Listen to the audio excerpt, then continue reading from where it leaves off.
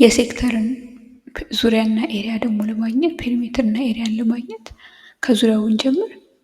ሴክተራችን የተሰራው ከአንድ አርክ እንዲሁም ከሁለት ሬዲየሶች ነው። ስለዚህ ፔሪሜትር ብዬ አር ፕላስ አር ሁለት ሬዲየስ ማለት ነው።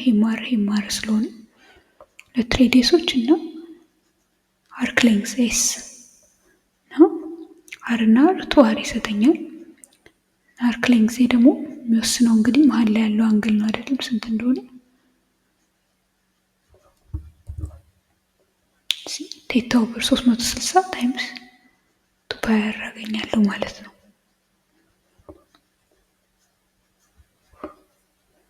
እኔ የበለጠ ማቃለል ይቻላል ካስፈለገ፣ ሁለቱም ላይ ቱ አር ስላለ ማቃለል ይቻላል። ግን እንደዚሁም እንዳለ ማስቀመጥ እንችላለን ማለት ነው። እንዲህ አድርገን ፔሪሜትርን መፈለግ እንችላለን። ኤሪያውን ደግሞ ለመፈለግ ሌላ ዘዴ እንጠቀማለን። ለምሳሌ እዚህ ጋር ይሄንን አርክ ደግሜ ብስለው ይሄንን ክብ ደግሜ ብስለው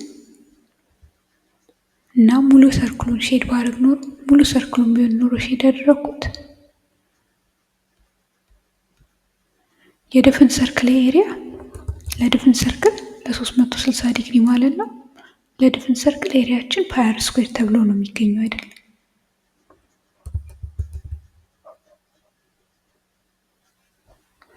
እዚህ ድፍን ሰርክል ደግሞ ለማይሞሉት ለትናንሾቹ ይቺን አንግል ቴታን ለያዙት ደግሞ ለትናንሾቹ ደግሞ ስንት ይሆናል ብለን በዚህ መልክ እናገኛለን። እና ይሄንን ያው ኤሪያችንን እየፈለግን ያለን እዚህ ጋር ስንፈልግ ኤሪያ እኩል ይሆናል ቴታ ሲባዛ ፓይ አር ስኩዌር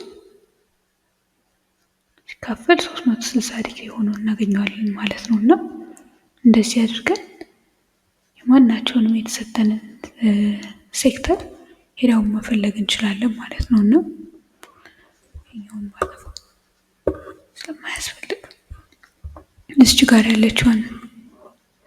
ያለችውን ሴግመንት ኤሪያ ማግኘት ብፈልግ ማወቅ የሚጠበቅብኝ የአንግል ስንት እንደሆነ ብቻ ነው።